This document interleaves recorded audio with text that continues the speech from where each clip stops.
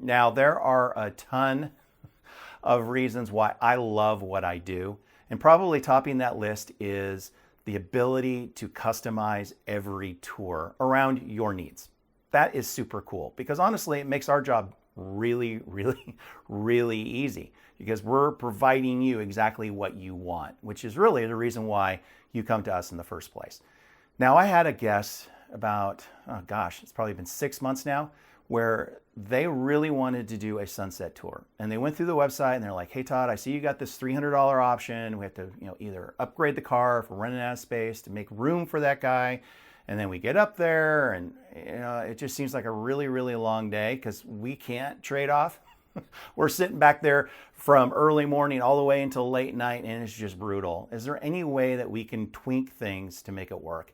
And so I sat down and I went, what's preventing us from leaving a little bit later in the morning? That way we're getting up there a little bit later, which means our stay is continuing all the way into dark, and then they can take in the sunset and we can head home. It makes perfect sense, right? So I got with my guides, I discussed it with them. Everybody was like, hey, sounds great. I would love to do that for my guests. So I put it together. Well, now with the park recently obtaining its international dark sky status, everybody wants to go up there after dark so they can see the stars in the Milky Way. It's just incredible up there. I've known that because when you stay, of course, for the sunset, the sun's all the way down, you look up and you're like, oh my gosh, I had no idea that there were that many stars in the sky. It's incredible, but we're jumping in the car and we're heading home right away. We're not really staying after dark to kind of do any stargazing because we want to get home. So way I've adjusted this tour and how it differs from our normal tour is that we're leaving later. So if you're departing from the Phoenix area, and that includes Peoria, Scottsdale, Cave Creek, Queen Creek, we usually would leave at 7 a.m. We're going to be leaving more along the lines of 11 a.m. That way we're getting there at around 2:30, 3 o'clock, and you're spending your majority of your time leading all the way up so that you can actually have that after dark experience. Now, if you're leaving from Sedona, Flagstaff, Williams, that general area, we go from our typical 9 a.m. to a 1 p.m. departure time. Again, that's so we can shift all the hours later in the evening so that you can spend time after the sun goes down. Of course, you're going to be able to take in the sunset. But after the sunset, you're going to have some time to just kind of pull up a rock, lean back, and just take in the incredible bright sky. And it is bright. It's not from ambient light, though, from all over the place, a light bulb or a town. It's the stars. And you're looking up and you're just seeing these stars and you're just like, oh my gosh, I am so small. You get a lot of that going to the park after dark. Are there any other significant differences between our normal day tour versus the dark sky option other than the departure time? Not really.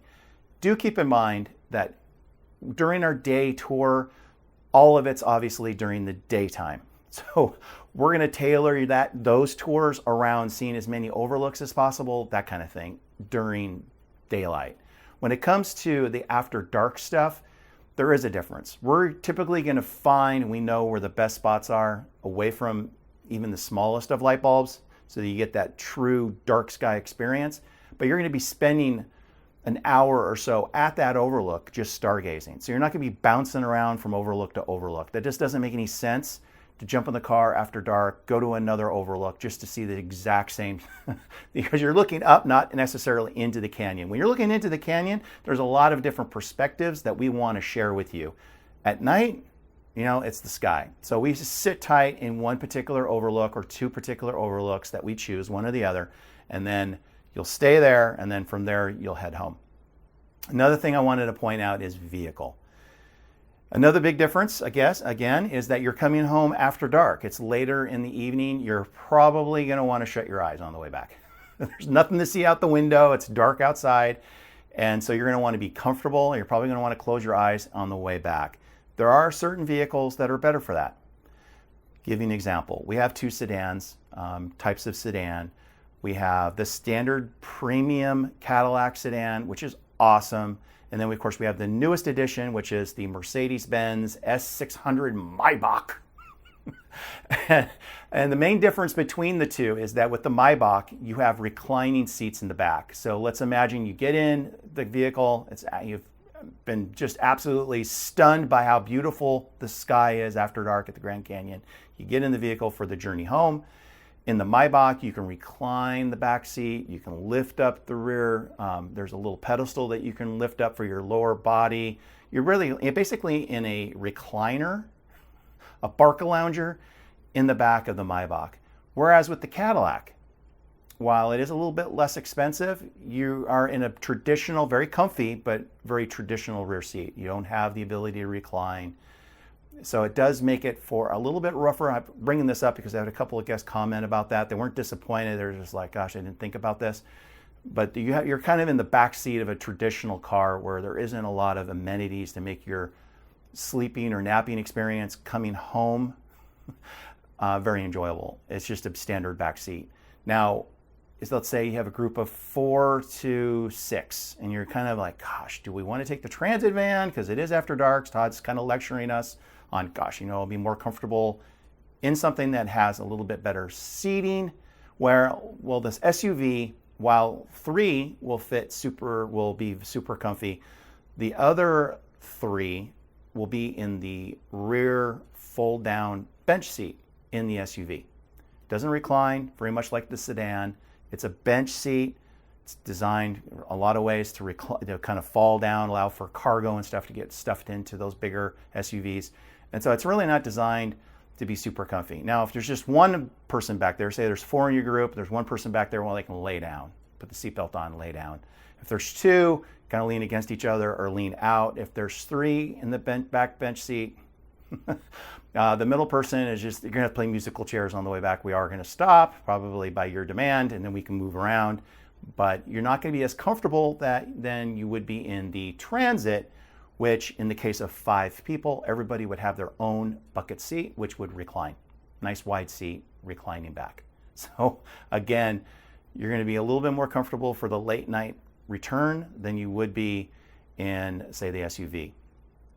And then it comes to the big Sprinter vans and stuff like that. They're all comfy. Of course, our Airstream, gosh, I had one guest, and I have to share this with you, one guest who was it was a couple, and they rented the Airstream because they knew that it was an RV, and they knew on the way back that they could recline that back into an actual bed. And so they literally slept all the way back, which is the way to do it if you want to come out of pocket for that additional expense.